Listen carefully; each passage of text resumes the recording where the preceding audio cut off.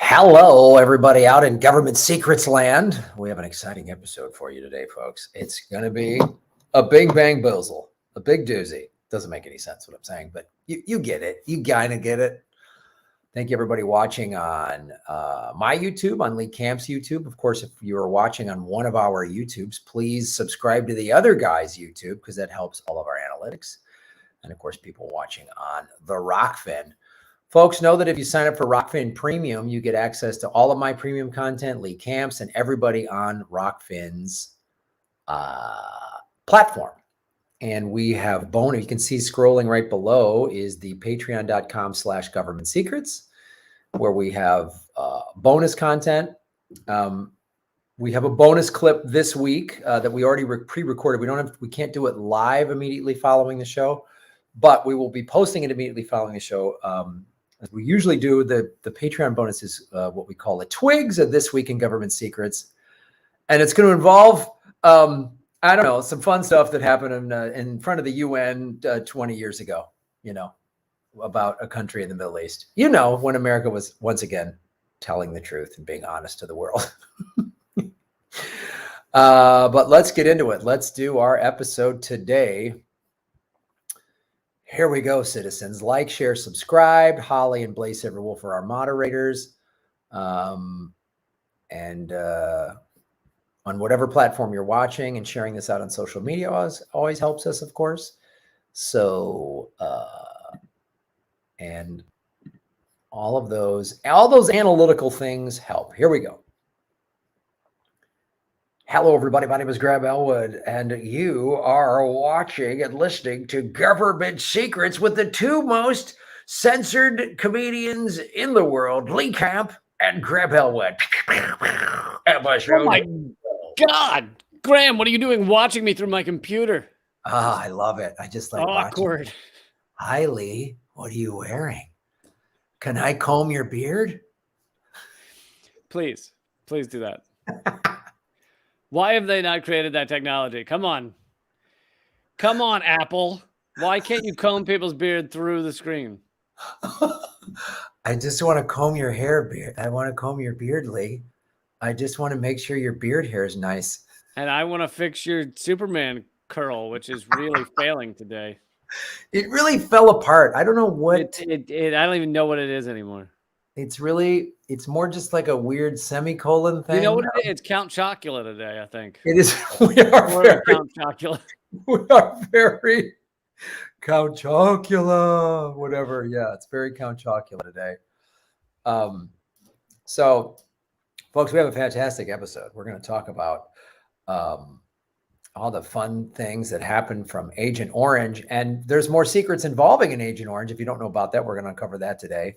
And Lee's going to discuss. And we don't often do things that happen like today or yesterday, right. But this time we are, because we now have the play-by-play of how the U.S. bombed the Nord Stream pipelines. And it's pretty incredible. Yeah, I know. Normally we aren't like, we got to cover breaking news. We don't really do that on their show. We usually do it on our other shows, but it's so relevant to everything we discuss on this show because this is a massive government secret. Yeah. It's something all of us sort of anti-war lefties suspected when this first happened. We all said like, oh, it's ridiculous that Russia would bomb their own pipeline. That's the stupidest thing I've ever heard. But beyond that, it's like none of us had any proof or sources or... No, all we had was there's no motive for Russia to do this. It's a revenue stream for them. Why would they blow up their own and hurt their own money? Massive revenue stream, and they spent billions of dollars to build those pipelines. Yeah. So why would they do it? So, Lee, why don't you break down everything the United States did to blow up the Nord Stream pipeline and government secrets, segment number 1. America doing more good in the world.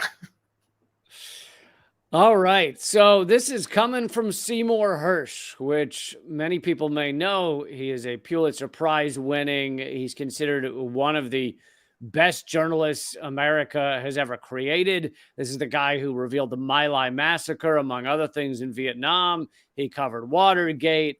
But slowly, over time, our media became more and more captured by the corporate state and corporate America. And on top of that, he, refused to kind of settle back, like Woodward and Bernstein have settled back into like we're just going to go after Donald Trump, or we're not really going to harm the systems. And so they're allowed on the mainstream media, whereas Seymour Hersh is no longer, like, he had incredible reporting on how Syria didn't use chemical weapons, but it was like in a German newspaper because he won't be published in New York Times, Washington Post. He worked for the New York Times for years, Washington Post. They won't publish it. So this is coming from his Substack, which is that right there. No, you're right. It is sad that this amazing journalist is so, I mean, like the way we have, but he has on a much bigger level of being throttled, censored. And this is how they censor him. It's just like, oh, we can't bring him on the show anymore. Or I don't know what the exact smears have been said about him, but I can only imagine it's somewhere in the neighborhood of like, oh, he's gone off the rails, or he's this or that. And it's just that classic thing. And we talk about it in the Patreon bonus segment of neoliberals. You can be critical of like when Republicans do stuff or whatever, but now you can't be, when Democrats do awful things. This is going to reveal, this is Joe Biden's presidency is happening. This is what this happened. So, right. And yeah. And this, if this is an act by the United States, which it is an act of war, and it is putting us closer to nuclear war than we've been since the Cuban Missile Crisis. I mean, it's fucking insane is what it is. Yeah.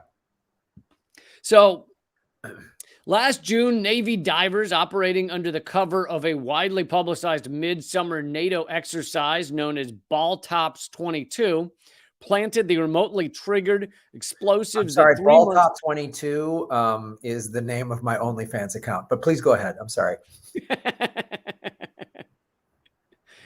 I was so tempted to make a Baltops joke, and I couldn't come up with a good one, but I'll send it over your way. There's no way the word Baltops 22 can be read on this show, and at least one of us doesn't make it. I mean, I think we'd actually lose a lot of viewers if we skipped over that joke. Really, the chat would blow. Really, you guys are just gonna let Baltops 22 just float by? No one's gonna say anything. I believe Baltops is actually a description of a certain kind of behavior at an orgy. It's like when they ask you what kind, are you a pitcher? Are you a catcher? I'm a Baltops. Oh, you're a Baltops. Okay. I'm a Baltops. Yeah. I'm Baltops 22. Oh, okay. Okay. I got it. All right. So NATO exercise known as Baltops 22 planted the remotely triggered explosives that 3 months later destroyed 3 of the 4 Nord Stream pipelines, according to a source with direct knowledge of the operational planning. 2 of the pipelines, that's the other thing about Seymour Hersh, is he has, since 60 years ago or whatever, he has contacts deep in the Pentagon.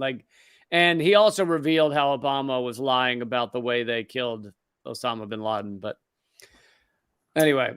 But we can't get into that because Obama's tweets were nice and he was so fun and nice and cuddly. So. Oh my God, his tweets are so lovable. He's just, what I like is he's like relatable. Like I could have a beer with him. No. 2 of the pipelines, which were known collectively as Nord Stream 1, had been providing Germany and much of Western Europe with cheap Russian natural gas for more than a decade. A second pair of the pipelines called Nord Stream 2 had been built, but were not yet operational. Most of you know that part. Biden's decision to sabotage the pipelines came after more than 9 months of highly secret back and forth debate inside Washington's national security community about how best to achieve that goal. That is important because if they were debating it for 9 months before it happened, guess what's that puts it before? Russia's invasion of Ukraine. Wow. So they were already planning on ways to blow up and stop this pipeline before the invasion. So you gotta wonder, and I don't know if Seymour Hersh has this direct evidence from his sources inside the Pentagon, and was part of this pre-invasion plan. Did they go, you know what actually would help is if we could somehow spurn Putin into invading, then it gives us more cover under the wars happening in Ukraine. You know what I mean? Like, it's sort of, I don't mean. The understanding I get from this is that although they weren't thinking if they invade, we can bomb the pipeline, they were thinking if they invade, we can increase sanctions to some crazy level, which would stop the pipeline. So they were thinking, they were trying to help. They were trying to create that invasion. And they thought that Russia was going to invade, but all they would do is take the Donbass region. They did not, from everything I've read, they did not think Russia would go fully for Ukraine. But their hope was Russia would say Donbass is an independent region. They would count it as an invasion. And then the U.S. could put all these sanctions to stop exactly what these pipelines allowed, which was massive cooperation, economic cooperation with France and Germany, and a lot of income for Russia, et cetera. Clearly they've been planning, and by they I mean the U.S. State Department and the Biden administration and all the psychos in both parties. I'm really, since this literally just came out, and I haven't seen any coverage of it on CNN or MSNBC. Now maybe yeah, you haven't been watching enough. It's like they're just wall to wall, wall to wall. Yeah. Not the walls they show on the air. It's like a back wall they don't show. But. It's Democracy Now! Covered it. I'll give Democracy Now!, which can definitely lean neoliberal on many times, but Democracy Now! Had this revelation from Seymour Hersh, and I'm curious too. I'm sure they're going to try to stifle this in Western Europeans' media, but it feels like there's a better opportunity because if I'm living in Western Europe and this comes out, I'm now done. I'm furious. I mean, is this going to cause a ripple effect of like NATO? People are going to be like, we've talked about it, that there's been massive anti-NATO protests in Europe since the fall, which our media doesn't cover at all. But and even at a higher level, it seems very obvious that Germany did not know anything about this, and Germany knew Germany may have, and I mean the ruling elite of Germany.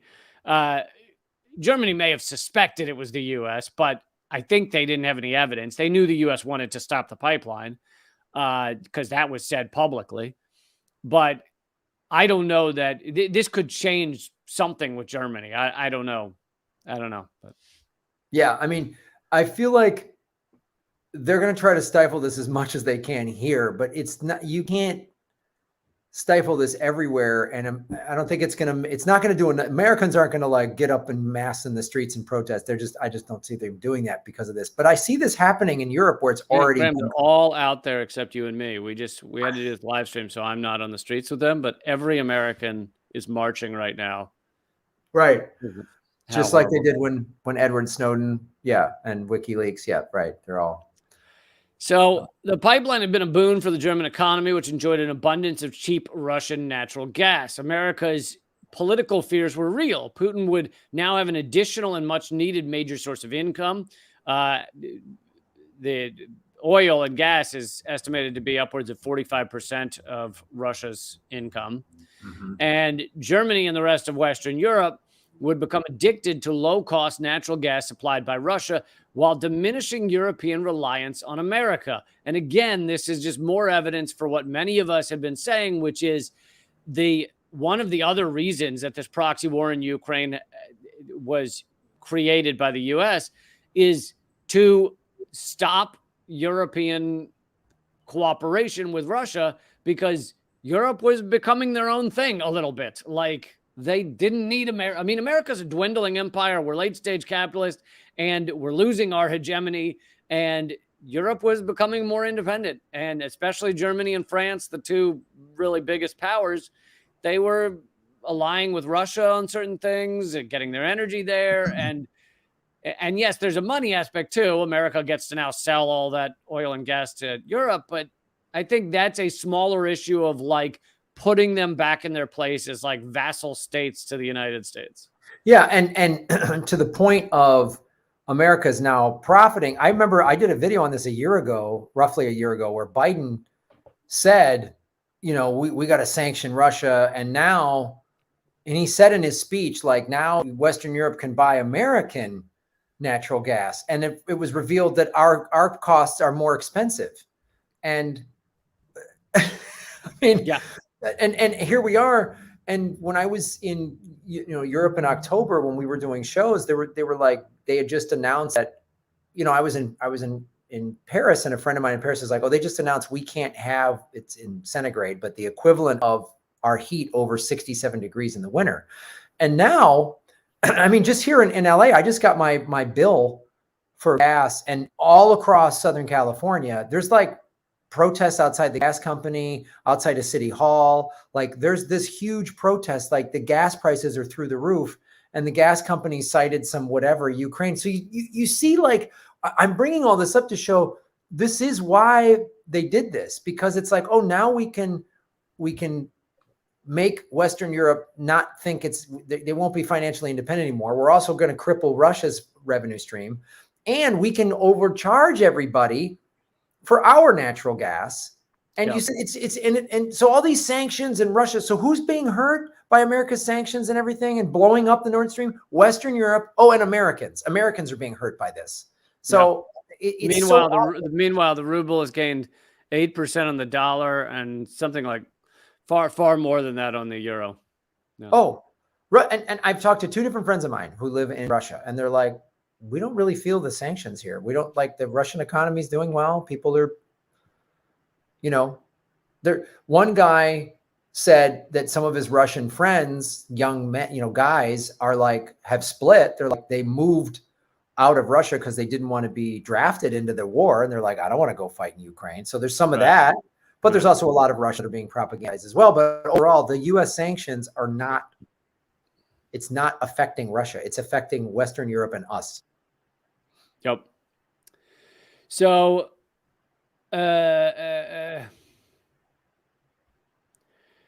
Nord Stream 1 was dangerous enough, but Nord Stream 2, if approved by German regulators, would double the cheap gas. Yeah, I did that. Months earlier, after the fall of Afghanistan, German Prime Minister Scholz had publicly endorsed French President Macron's call for a more autonomous European foreign policy. We can't fucking have that, can we? In a speech in Prague, clearly suggesting less reliance on Washington. So yet again, you're seeing all of the reasons that the U.S. needed this proxy war and needed to destroy Russia's ability to deliver gas to Europe. As long as Europe remained independent on the pipelines with cheap natural gas, Washington was afraid that countries like Germany would be reluctant to supply Ukraine with money and weapons it needed to defeat Russia. Boy, that would be horrible, right? If we didn't have other people enjoying, and partaking in our fucking megalomaniacal, sociopathic bloodlust. It was so at this unsettled moment that Biden authorized Jake Sullivan to bring together an interagency group to come up with a plan in December 2021, 2 months before the war in Ukraine began, if you don't count the 2014 coup and the killing of 15,000 in Donbass region. Jake Sullivan convened a meeting of a newly formed task force, including the Joint Chiefs of Staff, the CIA, State and Treasury departments, and asked for recommendations on how to respond to Putin's impending invasion. What became clear, and also this is another key point that he doesn't make here because that's not his purview, but so they get together in December 2021 knowing Putin's going to invade. Again, they might have thought it was just the Donbass, but they knew he was going to invade. He was amassing troops. It was clear. I didn't know that, but they knew that. And if you are a nuclear power and you know that this invasion could happen and you know Ukrainians could die and you know we could put us on the brink of nuclear war, don't you say, hey, let's sit down and fucking come to a conclusion that involves no invasion and just peace? But they never do that. They don't want that. they don't in any way signal with Russia, we want to solve this before invasion begins.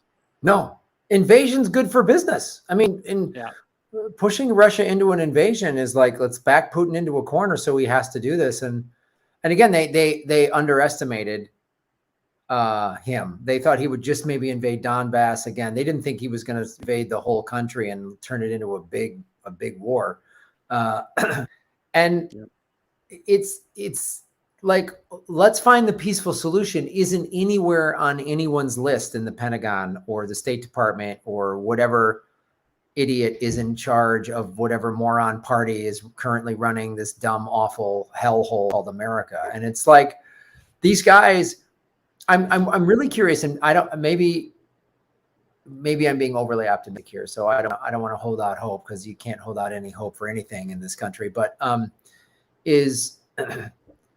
if Europe could go, oh, we're done with these guys. We're not doing this. We're out. And Zelensky could suddenly then pivot back to his pre-invasion, his not even pre-invasion, his Boris Johnson meeting of no, we want to go to the negotiation table. Yeah, we want to go to the peace table, which Putin was like, yeah, all right, we'll go. Yeah. Everyone was willing to do that until Boris Johnson came in and did his Benny Hill yakety sax. But we want to put missiles in Ukraine that'll antagonize Russia at the behest of the United States. Yeah, right. And so I don't know. This could be the thing, because I've been watching this, and I know we've talked about it. Is this could be the thing that really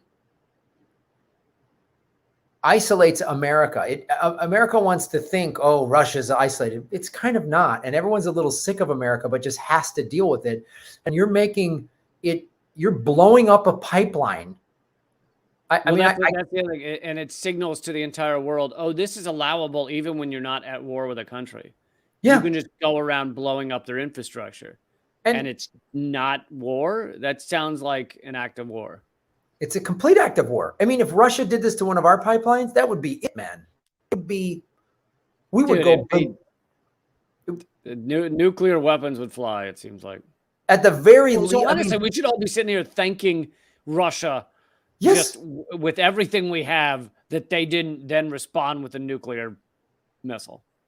I mean, at the very least, if Russia blew up one of our pipelines, we would, at the very least, there would be 200,000 American troops, NATO troops on the border of Russia right now, today. Like, there would be a draft enacted, and America would be like, it's about time, we're going to settle this old score. Or maybe those Boston Dynamics robot dog things. Right. They would just unleash a lot of those. Just like 200,000 of those. We would go bananas if Russia did this to us. We would go absolutely bananas. And it's like, this could be the thing that makes us completely isolated from the world. Yeah. But I mean, I don't think it so. is utterly insane. So you've got the secret meeting, right, of planning commission of Joint Chiefs of Staff, CIA, State and Treasury. Everyone involved understood the stakes. Seymour Hersh's source said they understood this is not kiddie stuff. If the attack were traceable to the United States, it's an act of war.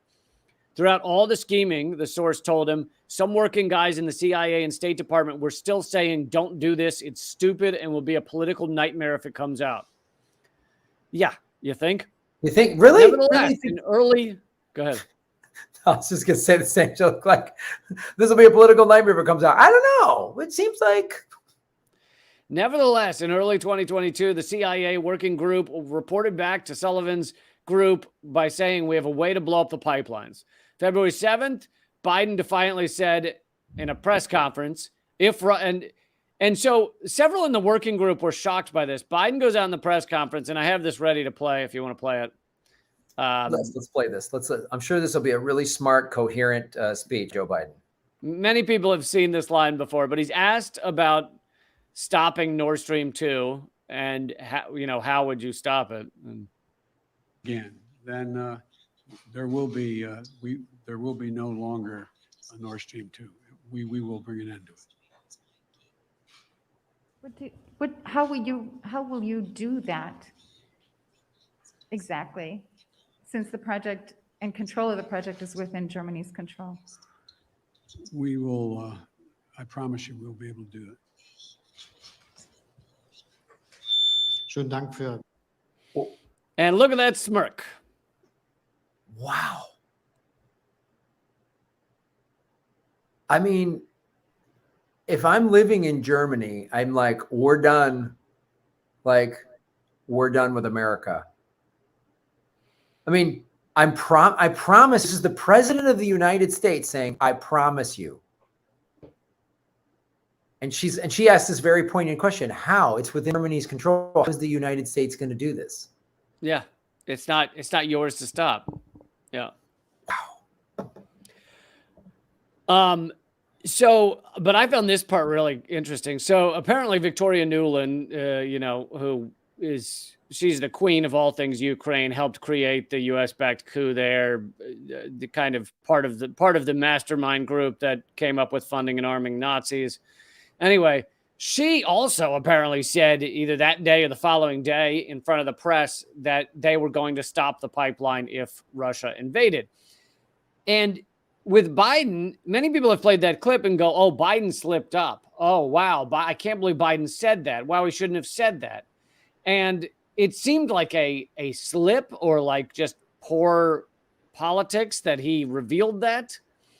But there's a reason that it likely was revealed in that way. The plan to blow up Nord Stream 1 and 2, once it was said publicly, like Biden just did. I mean, he didn't say blow up, but he said stop. Once it was said publicly, suddenly that downgraded the planning from top secret to a covert operation. Downgraded it from a covert operation. And once it was no longer a top secret covert operation, it no longer required Congress to be informed. Congress would have never had to approve it. We don't go to Congress for approval for anything. But apparently, when there's a legal requirement that if there's a operation that involves U.S. military support, a classified intelligence operation with U.S. military support, Congress must be informed. But now that it had been said publicly, they didn't have to inform Congress anymore. And if obviously if he had to inform Congress, then someone at Congress would have leaked it. Right. So it would have become quite evident that the U.S. was planning to blow up those pipelines.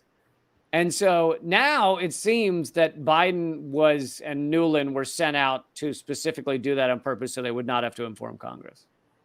Yes, that makes total sense. And I would also add, there's probably a little bit of arrogance in that of just like, yeah, we're doing, like, it just, to me, just feels very mobbish. Like, yeah, it's going to be a real shame if the Nord Stream pipeline. Yeah, I mean, pipelines fall down flights of stairs all the time, Lee. It'd be a real shame. I noticed your little girl was really cute playing on that swing today. Yeah. Yeah, exactly. It's just like, it's, you know what I mean? It'd be a real shame if the pipeline was just coming home work one day and a couple of guys jumped it. You know what I mean? It's crime all the time on the streets. You never know what can happen. So then there's a little bit about other countries' knowledge. Norway was the perfect place to base the operation. Currently, the supreme commander of NATO is Jens Stoltenberg, a committed anti-communist who served as Norway's, and obviously anti-communist means also hates Russia for having been communist in the past. Right. Who served as Norway's prime minister for 8 years before moving to a high NATO post with American backing. So America and he get along quite well. So he was all for it. The Norwegian Navy was quick to find the perfect spot. In the shallow waters of the Baltic Sea, a few miles off Denmark's Bornholm Island. The pipelines ran along a seafloor that was only 260 feet deep, which is not a bad range for the divers, who, operating from a Norwegian Alta-class mine hunter, and could then plant shaped C4 charges on the 4 pipelines. So they recruited the very best divers in the world were sent to CIA headquarters on this top secret mission. The Norwegians joined the Americans in insisting that some senior officials in Denmark and Sweden had to be briefed in general terms about the diving activity. And it served the purpose that if Sweden or Denmark were to notice something going on, the ones who had been briefed on it could get in the way of it actually being reported to the chain of command. So basically, you put a couple of people in there to go, no, that's nothing, and stop actual reporting on it. But it's unclear what Sweden and Denmark were told. It's possible they were told different things as to what was going on. So then they had to decide when to do it. Well, every June for the past 21 years, the American Sixth Fleet, whose flagship is based in Gaeta, Italy, has sponsored a major NATO exercise in the Baltic Sea involving scores of Allied ships throughout the region. The current exercise would be known as Baltops 22. Your favorite, Graham? Baltops 22. Oh, they come up Your with the balls greatest. are the tops. I've got 22 of the top balls that the world has ever seen. So they decided this would be the perfect cover for planting the mines. But here's the thing. Initially, the plan was to plant the mines during these NATO exercises and then basically blow them, like to put a timer on them and so that they would blow 2 days later. And suddenly, towards the last second, Washington has second thoughts on them exploding 2 days later because they'd go, that seems kind of obvious it was us if there was a NATO exercise there and then the pipelines explode 2 days later. I love that idea just occurred to them like in the last days of wait a second, that might look bad. This seems like, we're the ones clearly with the motive to end this pipeline flow, bringing money in. Tons of NATO ships going nuts through the Baltic, doing all kinds of crazy shit, and then the pipelines explode a day later. Feels like some might think that's a weird thing. Must have been an octopus. It must have been. Look, Lee, octopus all the time make their own bombs. We've seen it. They have all these. They've got 8 legs. Actually, what it is sometimes they eat dairy and they actually explode. Dairy's not good for them, so they will blow up themselves. Yeah. So we really need to get to the culprit who was giving the octopuses milkshakes. I mean, this is what it sounds like. That's why you should be vegan. See, thank you. So the White House asked whether they could create a way to blow the pipelines later on command. The C4 attached to the pipelines, they decided, would be triggered by a sonar buoy dropped by a plane on short notice. But the procedure involved the most advanced signal processing technology that they had. So on September 26, 2022, so a few months after June, a Norwegian Navy surveillance plane made a seemingly routine flight and dropped a sonar buoy. The signal spread underwater, initially Nord Stream 2, then Nord Stream 1. A few hours later, the high-powered C4 explosives triggered 3 of the 4 pipelines, blew up and were out of commission. Within a few minutes, pools of methane gas that remained in the shuttered pipeline could be seen spreading on the water's surface, and the world learned that something irreversible had just taken place. Seymour Hersh then puts out that in the aftermath, American media acted like, well, it's just an unsolved mystery. What could have happened? Russia was repeatedly cited as the likely culprit, which of course made no sense with zero motive. A few months later, when it emerged that Russian authorities were quietly getting estimates for the cost of repair to the pipelines, the New York Times described the news as complicating theories about who was behind the attack. It seems kind of odd that they're looking to repair it if they're the ones that blew it up. I love, let's just bury it in vagueness. Complicated theory. Look, there's a lot of I mean, it's going to take years to sort through this. No, not really. The U.S. wanted the pipeline stopped. Biden said as much, and then they had a NATO naval operation right above it. It's a wiggy, just a complicated. Probably octopus. Again, the octopus theory, I think, best one. Octopus theory always works. And apparently, Seymour Hersh says none of the media cited the fact that Biden and Newland had said publicly they would stop the pipeline. Yeah. Here's the last thing. Asked at a press conference in September about the consequences of the worsening energy crisis in Europe, Blinken said it's a potentially good. He said, it's a tremendous opportunity to once and for all remove the dependence on Russian energy and thus to take away from Putin the weaponization of energy as a means of advancing his imperial designs. That's very significant, and that offers tremendous strategic opportunity for the years to come. But meanwhile, we're determined to do everything we possibly can to make sure the consequences of all this are not borne by citizens in our countries or, for that matter, around the world. So now you actually have the Secretary of State publicly saying this is a good thing. By the way, I should mention that when asked for comment, the White House spokesperson and the CIA spokesperson said this is completely false. Well, that's weird. The CIA Isn't that never weird? lies. I mean, Lee, can you name one time? We've done 112 of these episodes. Name one time the CIA is lying. Name one. Hold on. Let me type it into Google.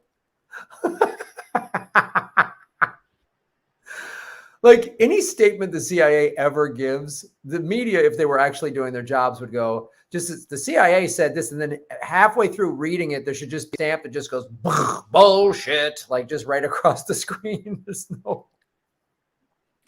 I mean, the idea that anything ever said by the CIA or really the White House spokesperson as well is ever believed is beyond me. Beyond. And it's always read by the corporate media as like, well, I mean, they gave a statement. So, oh, right. Yes. That's it's like when there's some whatever recall from a product that hurt people, the corporate always gives a statement of our core values would never, yeah, bitch, but it happened. You know what? You did it because you're greedy. Shut up. Like, just I don't want to hear it. It's just automatic lies coming from them. Yeah. It's so, here it is. Like, it's one of these things, as with chemical weapons in Syria, as with WMD, as with Russiagate. It's like you can say almost from day one, if you're fucking intelligent and you study our media and you study the way our politicians lie and everything, you can say from almost day one, this is what likely happened. But you often don't get the details till months, maybe years later. I just did a live stream 2 weeks ago or a week ago on even more revelations about how Russiagate has collapsed, right? Thanks to the Twitter files. Titter files actually is better, but the Twitter files and revealing that internally in Twitter, the CEOs and the executives were saying, hey, this Russian bot thing is bullshit, but what do we do about it? And they didn't say that publicly. They said it privately. But You don't get this information until months later, and your mainstream media never reports it, just acts like the lie is the truth and goes about their business. And anyone that goes, wait a minute, no, always, they're a little loose cannon, they're weird, or what? I don't know what they got an agenda, and it's like, what about your agenda? Like, it's just gaslighting 101. Everything that they do is gaslighting. So, all right, buddy, is that it? That's it. We blew up Nord Stream pipeline. That was segment number 1. And it only gets lighter from here. Oh, now we're going to go into more fun. We're going to do segment number 2, Agent Orange. So as I was looking for something to discuss on today's show, I came across Agent Orange. And most of you might know what Agent Orange is. If you're younger, you might not. So I'm going to just tell you what Agent Orange is. But we're going to go into how there was more to it than that, as is the case. And we've mentioned it on the show, but we've never done a deeper dive. No. So it was a chemical herbicide and defoliant, one of the tactical use rainbow herbicides that the military used during the Vietnam War from 1961 to 1971. And it's a mixture of 2 parts of 2 herbicides, 2,4,5-T and 2,4-D. In addition to its damaging environmental effects, traces of dioxin, mainly TCDD, the most toxic of its type, found in the mixture, have caused major health problems for many individuals who are exposed and their offspring. So Yeah, and you know, the harm it did was, you know, horrific to the Vietnamese. It also harmed our own troops. And you know, my father, who was a doctor in Vietnam, so he never was on front lines or anything, but he has had a friend or two that died later from cancer that they were almost certain was from Agent Orange, even though they weren't on the front lines. They were treating soldiers who had clothing covered in Agent Orange or whatever. So that's the thing. It obviously, the goal was to just basically kill all of the jungle plant life so that the Viet Cong and the North Vietnamese couldn't hide because they were very good at jungle warfare. And so we just sprayed this thing that killed everything, and it killed our own soldiers in addition to the Vietnamese. It's hurt their environment. We're still today, and America spends a lot of money working with the Vietnamese to fix this. And of course, America's stance is very much like, yeah, but we're spending money to fix this. Like, you don't get a gold star for paying for the awful thing that you did. It's like, Lee, I came in and I smashed up your house and I stole everything. But every day, Lee, I work to fix it. It's like, yeah, I could have not broken into your house. Any day now, we're going to have it all fixed. Yes. And you shouldn't go mad at me. I'm doing the right thing. No. I did the wrong thing. I got caught and now I'm having to pay for it. So yeah. But one of the things I wanted to go into first, I wanted to go into what Operation Ranch Hand was. So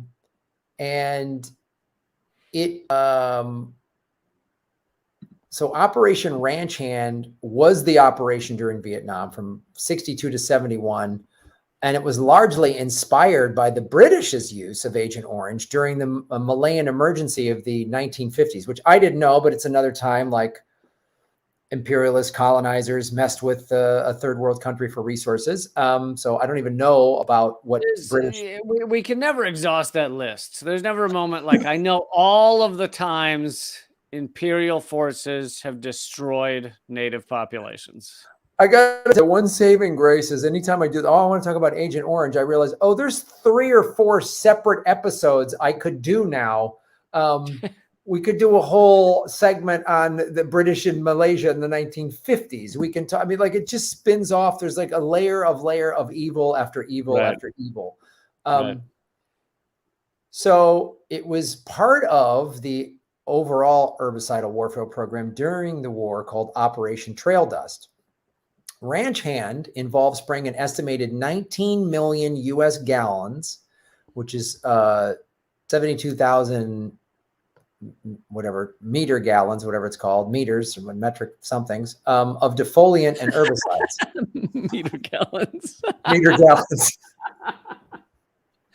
I meter apologize. Gallons is amazing. You want to taste some of my meter gallons? I apologize to our international audience. Feet kilograms. Yeah. Ounce of grams. It was kilofeeters, I think. Kilofeeters. I apologize for being raised in a country that demonized them. We tried to do the metric system in the 70s and 80s, and it was crushed. And the only thing Americans is 2-liter bottles of soda. That's all we know. I love that. I can't remember which politician it was, but there was one politician who kind of staked his campaign on I'm going to switch to the metric system. And it was just so laughed at. Like all of America was like, you fucking European loser with your kilowatts. Like, yeah. It's like, yeah, why would you want to use a more efficient system that'll help us in foreign and global trade? Like, dumb America. Well, America, let's be honest. America is the country. This is a famous story. So the quarter pounder, right, of the McDonald's very famous quarter pounder with cheese. In the 70s, I think, or 80s, when the quarter pounder would blow up, A&W, I believe it was A&W, had those drive-in stands. A&W they have a root beer, but they also had car hop stands where A&W sold burgers and fries and malts and stuff like that. So they tried a Right. third pounder to say it's bigger, and Americans thought that the They third didn't know. they didn't know. They thought the third pounder was smaller. Quarter pounder sounds pretty awesome compared to a third pounder. No, it came down to, well, 4 is bigger than 3, so why would I buy the small third pound? Because it's one. Yeah, Ah. that's America. So they were like, well, I guess we have to name it the double quarter pound, the twice the weight of the quarter The pound. bigger, the heavier quarter pounder. What? The heavier quarter pounder plus weight. The quarter pounder plus more at A&W. So I apologize to our foreign audience. This is what American public education is. You're going to have me say meter gallons, and you're going to have to say meter gallons and kilofeet. kilofeet.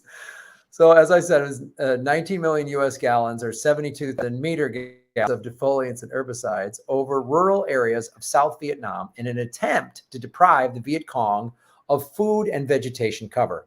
Areas of Laos and Cambodia were also sprayed to a lesser extent. Nearly 20,000 sorties were flown between 1960 and 1971. The ranch handers' motto was, "Only you can prevent a forest." And Oh, Jesus Christ. right.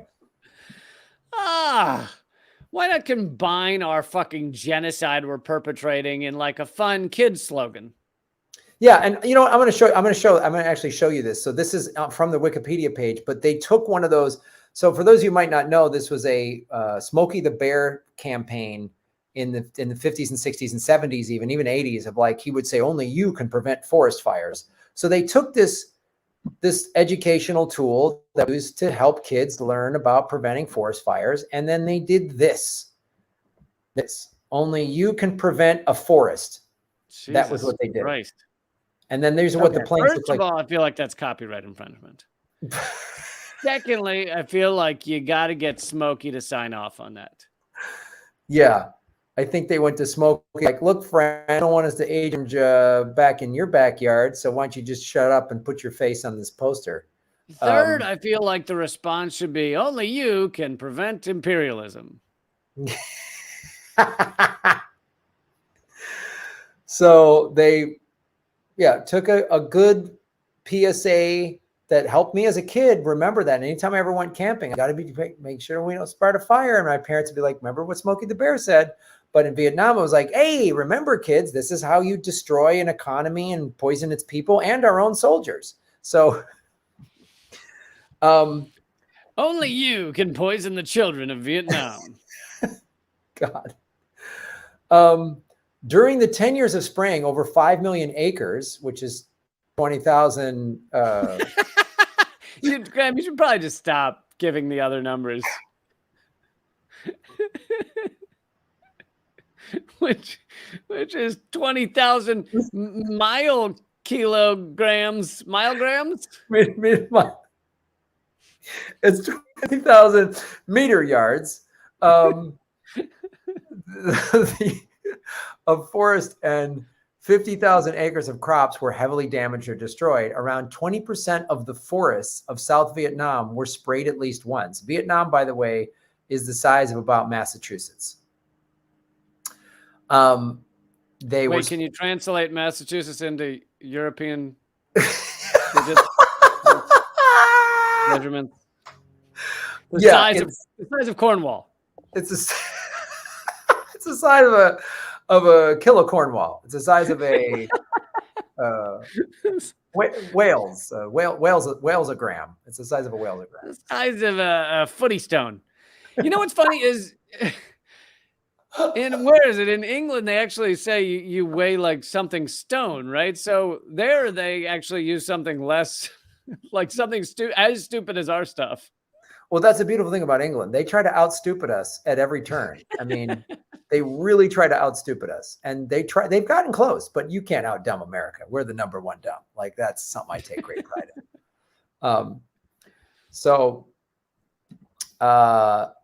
the herbicides were sprayed by the U.S. Air Force. The planes were fitted specifically with specially developed spray tanks with a capacity of 1,000 U.S. gallons of herbicide. A plane sprayed a swath of land that was 80 meters wide and 16 kilometers. No, don't. Just say meters. Okay, sorry. It was 10 miles long. I'll just say it was. I'll just 10 miles long. And they did this, Lee, in about 4.5 minutes at a rate of 3 U.S. gallons per acre. And they usually consisted of 3 to 5 aircraft flying side by side. 95% of the herbicides and defoliants used in the war were sprayed by the U.S. Air Force as part of Operation Ranch Hand. The remaining 5% were sprayed by the U.S. Chemical Corps, which I didn't even had such a thing. Oh my God. I did did we do a government secrets on? I think we did, but it was so long ago. It was about the chemical department. And in World War II, they were getting ready to they were, oh, maybe it was World War I, but they were amassing the tons of chemical. Oh, they came up with napalm and stuff, and they were getting ready to use it. And then the war ended, and they got upset that their victims had been stolen from them. Yeah. It was produced, Agent Orange was produced by 9 chemical companies, including Dow Chemical, our good friends Monsanto, who've been bought by Bayer, and now they don't even use the name Monsanto. So Diamond Shamrock Corporation. Monsanto was so toxic as a brand that they've been bought by a literal Nazi company that got its start during the Nazis, and that's better. People view that as less horrible. Bayer, which was like, we covered it on the show. It was like doing, pharmaceutical Nazi research. Bought up Monsanto, and everyone was like, Bayer's a better name than Monsanto. Like, let's. Bayer sounds like a good company. Yeah. It does. Thomson Hayward Chemical, United States Rubber Company, Thompson Chemical Co., Hoffman Taft Chemicals, and Arja Select. The government of Vietnam says that 4 million people in Vietnam were exposed to the defoliant, and as many as 3 million people have suffered illnesses because of Agent Orange, while the Vietnamese Red Cross estimated up to 1 million people were disabled or have health problems as a result of exposure to Agent Orange. The United States describes these figures as unreliable. Oh, shut up, criminal. Like, The CIA responded by saying, none of that's true. Yeah. If Jeffrey Dahmer was alive today, I really wouldn't care what his, hey, I didn't boil that many skulls. Like, I'm sorry, Jeff, you kind of lost, It reminds me of when Israel came after Bernie Sanders because he said they had killed 500 Palestinian children or whatever. And I'm getting the numbers wrong, but they came back and they said, that is completely false. We've only killed 56 Palestinian children last year. Right. Oh, so much better. Okay. Great. It's so Awesome. I mean, the fact that them are only boiled and skull fucked, not as many victims. I rest easy. I sleep well knowing that it wasn't as bad as they say. Yeah. Yeah. The documented cases of leukemia, Hodgkin's lymphoma, and various kinds of cancer in exposed U.S. military veterans.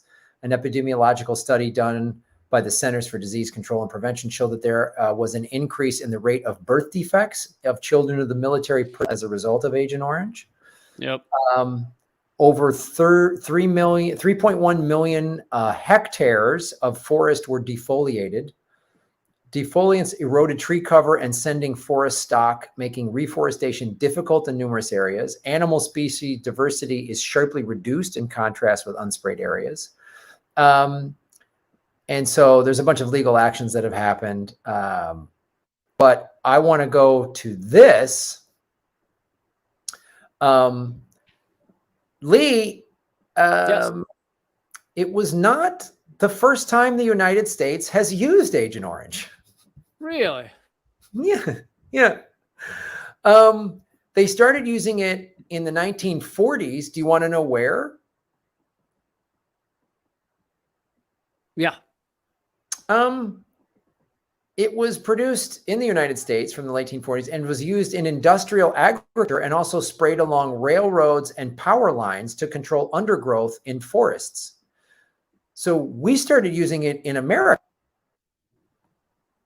And To do what? you're just like, wait, how bad has this been and evil? We did it we used it in industrial agriculture. So we've been using it since the 1940s here in the United States. So big industrial farms, and was also to kill the Vietnamese on the farms. No, we tested it on our own people. It was sprayed along railroads and power lines here in the United States to control undergrowth in forests. Good. So, I mean, it had all gone so well in Vietnam. Why not bring it home? well, no, we did that in the 1940s. We started it here. We started it here in the 1940s and then went, wow, I mean, if it ain't broke, don't fix it. Might as well take it over to Vietnam and destroy a whole country and our own soldiers and 3 million of their citizens. How about, I mean, it also shows how much our ruling elite give a shit about our soldiers. Like, I'm sure they knew that fucking hosing them down in this toxic chemical wouldn't be good, to say the least. right. But they don't care. They were cannon fodder to begin with. They don't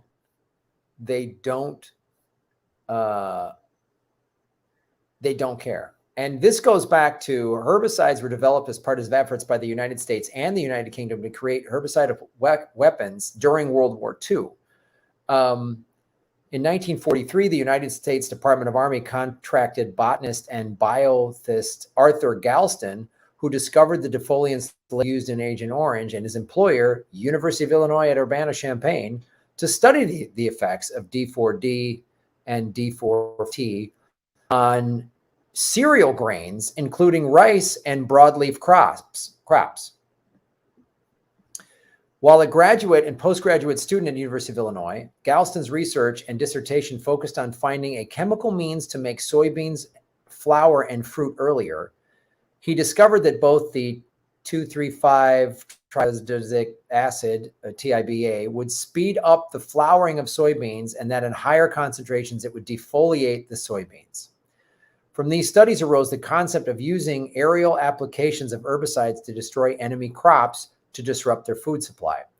In 1945, the U.S. Army ran tests of various 2,4-D and 2,4,5-T mixtures at the Bushnell Army Airfield in Florida. As a result, the U.S. began full-scale production and would have used it against Japan in 1946 during Operation Downfall if the war had continued. So we were set to use it in Japan, but we know from history. I knew this would come back to Florida. I just knew it. There's no way this doesn't come back to Florida.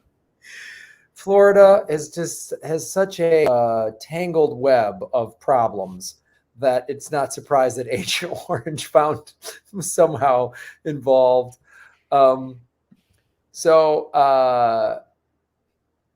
They were going to use this against Japan in 46, but instead of poisoning their crops and their citizens, and we just decided to drop a bomb that you showed on this program was not needed. So in the years after, there was a big internal debate on which genocidal maniac fucking device to test on Japan. Yeah. So we very lovingly didn't use the long-term one. We just used the big, awful one because this one with that one. No, but the nuclear bombs created cancer in a lot of people as well. Oh, okay, good. So great. But I know you were worried about that. I was worried. It's good to see that they're both toe-to-toe in creating ancillary cancer. In the years after the war, the United States realized Agent Orange was bad and never wanted to do it again, and it was used in Vietnam as a mistake. No, that's not what I'm The U.S. realized that it was horrible what they did, and they never did it again. and everyone apologized, and Apologies all around. And the Vietnam War didn't happen because the CIA didn't kill Kennedy, and he made sure it didn't happen, and that's why. And that's why we're leading the way for peace, and we're all going on a trip to Ukraine because it's always been peace there, thanks to the United States. The U.S. after the World War II tested 1,100 compounds, and field trials of more promising ones were done at British stations in Australia. Yay, Britain! In order to establish their effects in tropical conditions, as well as the U.S. testing ground in Florida. Between 1950 and 1952, trials were conducted in a bunch of Tanganyika. Explains a lot. Yes, right. Explains a lot. And they tested this in all of these foreign places. And during 1952 to 53, the unit supervised aerial spraying in Kenya to assess the value of defoliants in eradication of the tsetse fly. I'm sure, yeah. So it's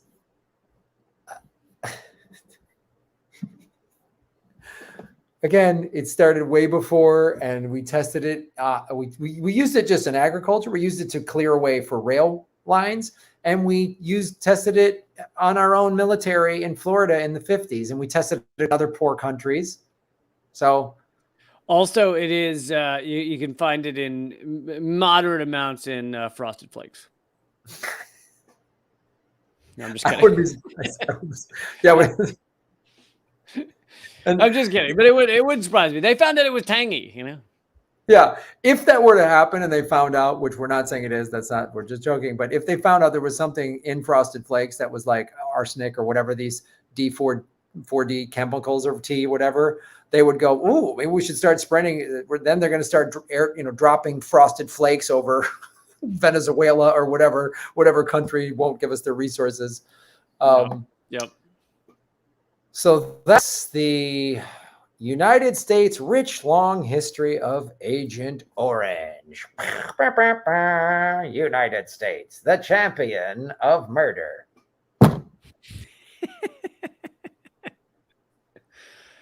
Oh, well done, man. I think we did some good work here. I think we did as well. We've revealed U.S. war crimes of yesterday and of today. We like to celebrate the past, but I also want to celebrate what's happening today. Like we just found out that Joe Biden and his staff lied and committed an act of war that is potentially putting the entire human race at risk of extinction. So we really thank you, Joe Biden. And this is one of the reasons me personally was not dancing in the streets when he became president. Weird. Yeah. I was glad Trump was gone, but then we replaced one fascist with another. So, and folks, we have a new bonus segment on Patreon. Go to patreon.com/government secrets. It is This Week in Government Secrets. It is there. It'll be up in a couple minutes. Please sign up. We appreciate you joining. And I've got some tour dates coming up here. I'm going to be in Maui. That ticket link is going to be up in Maui. Actually, that ticket link is up on Maui, April 27th. And I'll be at Kona and Oahu, April 28th and 29th. Those ticket links will be up soon. And I have a ticket link that is currently up for Phoenix on May 11th. And I will have the Tucson ticket link up May 12th. More shows, more tickets. And in late April, we'll be doing a live, anything can happen in front of a live audience. And it'll be available as a paid live stream. We're pitching that game show that Lee and Eleanor have been on. So stay tuned for that. Sign up to my newsletter at grahamelwood.com and like and subscribe to everything that I'm doing. Dude, your tour sounds amazing. It's like I'll be playing the British Virgin Islands and then Rio de Janeiro, and then that, the fake Palm Tree Island in Dubai. I'll be playing that on Tuesday. I just figure, why not do shows where it's awesome? you know? So I hear you. Not a lot of Lubbock, Texas on your tour dates. Why is that? not yet. I will eventually go to Lubbock, and thank you to all our fans in Lubbock. I will be there soon.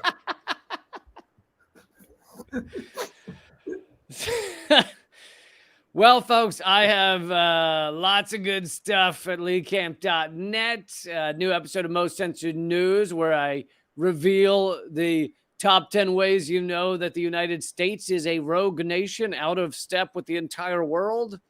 So check that out. It's all at leecamp.net. And and I actually have 3 podcasts. There's this one, Government Secrets, then there's Common Censored, and then there's Moment of Clarity, although Spotify banned me, so now I've renamed it The Lee Camp Show.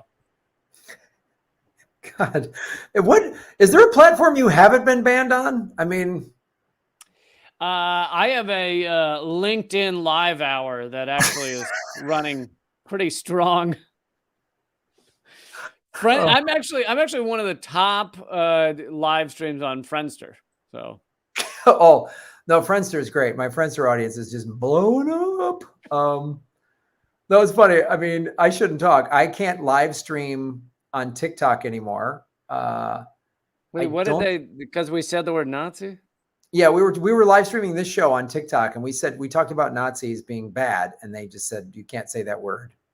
They just said you cannot say Nazis are bad. They're not all bad. It's a stereotype. Come on, Yeah. you guys. Yeah. So yeah, we should total up all of the platforms you and I have been variously banned on, and just list them as the credits roll. These are where you can't watch these guys. It's just. Yeah, you know, one time when I was talking to Chris Hedges, I was like, oh, Chris, you've been banned from 3 separate major outlets, 2 of them because what you were saying, and I was with you on both of these. I was with you at both of these outlets because what you were saying got the entire outlet banned, like destroyed. Truth Dig and RT America. And I was with him on both of those. And on both of those, we were some of the main reasons that it got banned. But he also, of course, was pushed out at the New York Times. That didn't destroy their outlet. But he then goes, well, yeah, Lee, you're forgetting one. I was also at Telesur before they made that. They sanctioned Telesur into oblivion in the United States. It still exists, but yeah. Well, I just had Chris Hedges on my show, so I haven't had any deplatforming fallout yet, but you never know. So if you want to watch my interview with Chris Hedges, go to my YouTube channel for Political Vigilante, and you can see the Hedges interview before it gets taken away. Yeah, before it gets erased. All right, man. Well, thanks a lot. Thank you, everybody. This has been Government Secrets episode 112. Nord Stream Truth and Agent Orange Rich Fabulous History. 1,000 kilo-feet hours of solid content. Hectofeet of whatever. Inch fathoms up your buttocks. Inch fathoms. Oh, right, man. See you I later. picked up an inch fathom hiking through the jungle. Anyway, buddy, thank you. Later. All right, bye. Lee Cab, everybody. Thank you for celebrating our show.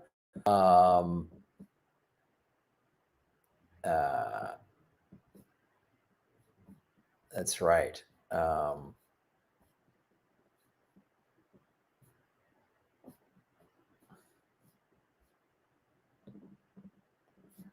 All right. Thank you, everybody watching. Hit the like button, share it out on your social media. Again, if you're a Lee Camp subscriber, please subscribe to my channel. And if you're subscribe to my channel, make sure you subscribe to Lee's. I know a lot of you subscribe to both of us, but it helps when, you guys, the analytics help our show very much. And of course, if you're listening, give it a positive review and all that stuff. So we appreciate everybody. If you go on over to patreon.com/government secrets. You can see there's the link right there. You can get bonus content for as little as $5 a month. There are 24, soon to be 25. I'm going to put the 25th bonus segment up on Patreon right now. And you get the catalog of, once you join, you get to see everything that's on the Patreon. So it's a great way to support what we're doing. We really appreciate it. You guys are awesome. Thank you, everybody in the chat. My hair looks great. Thank you so much. You guys are great in the chat. I appreciate Blaze Saber Wolf and Holly Horn for being our moderators. And it is good times for everybody. And again, I'll be releasing more tour dates. So get a ticket to the show. It very much helps what I'm doing. The more people that buy tickets to the live shows, the more live shows I do. So I really appreciate it. And you get it. It's a fun night out.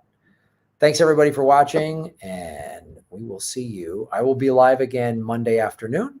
So have a great weekend. And of course, Government Secrets every Thursday, 11 a.m. Pacific, 2 o'clock Eastern. Thanks, everybody.